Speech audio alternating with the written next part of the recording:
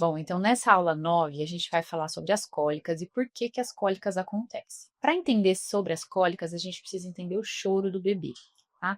Que é normal um bebê chorar, a gente sabe, mas quanto que é normal um bebê chorar? Então isso já foi motivo de estudo e existe uma curva normal de choro do bebê.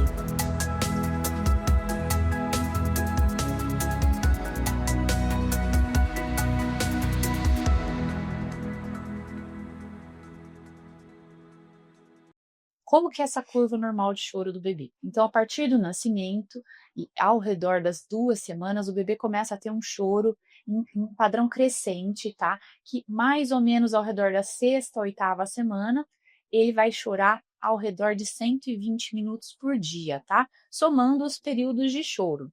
Depois da 6ª e 8ª semana, essa curva começa a cair e ela vai atingir um platô ali ao redor dos 3 meses, né? 12ª semana, em que o bebê vai chorar em torno de 68 minutos por dia.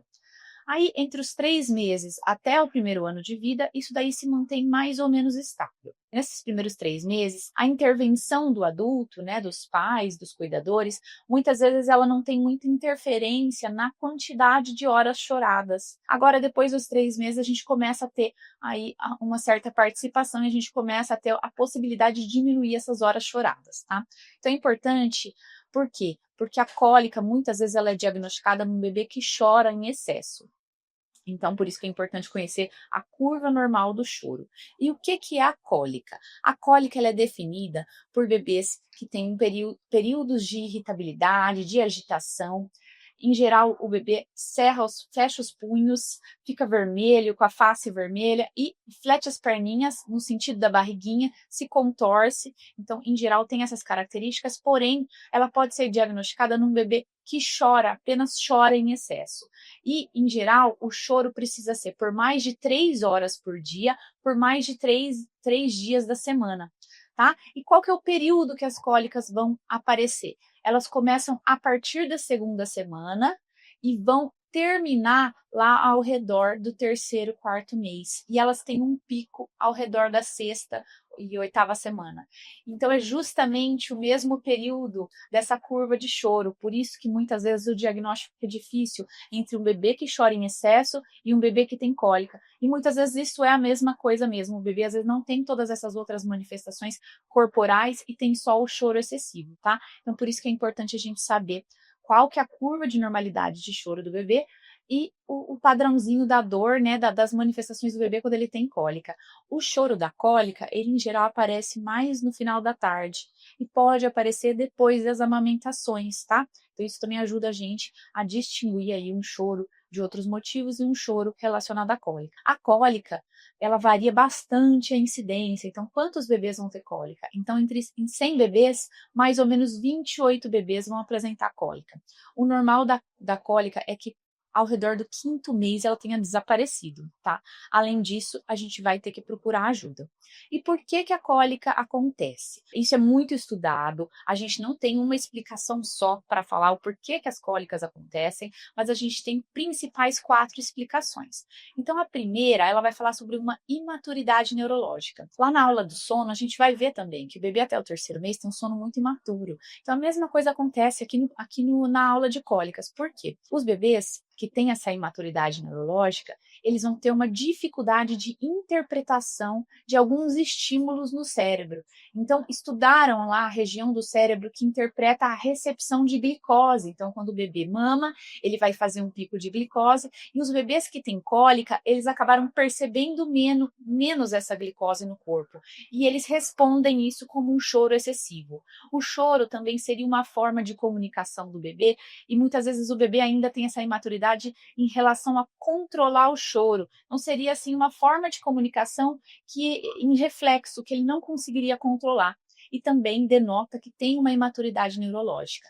Outra questão que também está relacionada com a imaturidade é que a gente tem um eixo cérebro-intestino, né? Isso vem sendo bastante estudado, inclusive em adultos, e o nosso intestino, ele tem células do sistema nervoso.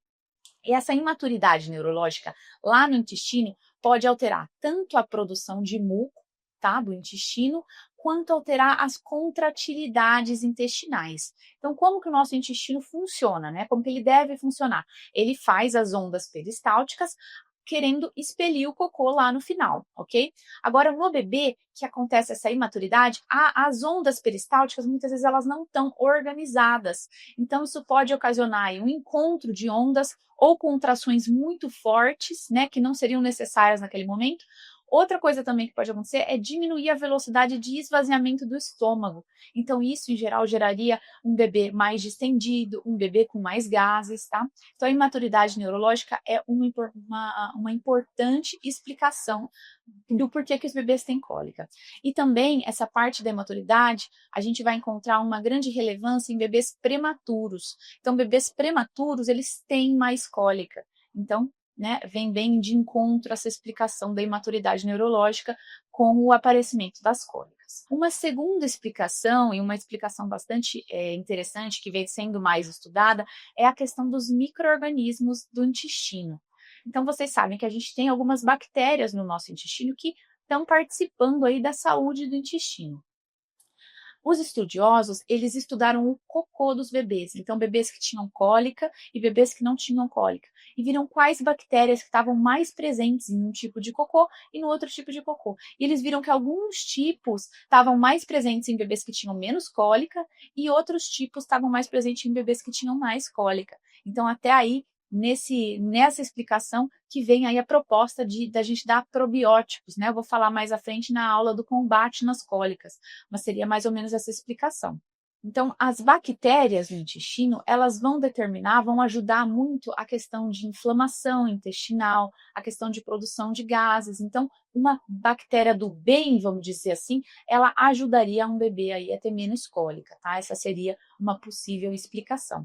Por que isso é muito importante a gente entender? Porque o que vai determinar o micro-organismo no intestino do seu bebê? Então, os estudiosos foram ver quais são, né, o que vai determinar qual bactéria que vai ter no intestino do bebê. Então, uma das coisas principais que a gente encontrou foi o tipo de bactéria que a mãe carrega. Tá? Então, uma mãe que tem uma saúde intestinal adequada, que tem hábitos de vida saudável, ela, em geral, vai ter melhores micro-organismos no seu intestino. E durante a gestação já acontece um pouco desse contato, e durante a passagem no canal de parto, principalmente, o bebê tem contato com essas bactérias da mãe. Então, isso daí seria um fator importante que correlaciona micro-organismos do intestino do bebê com micro-organismos do intestino da mãe. Outros fatores que também foram relacionados foi o estresse materno durante a gestação, tá? Estresse materno durante a gestação foi relacionado com o aumento das cólicas nos bebês.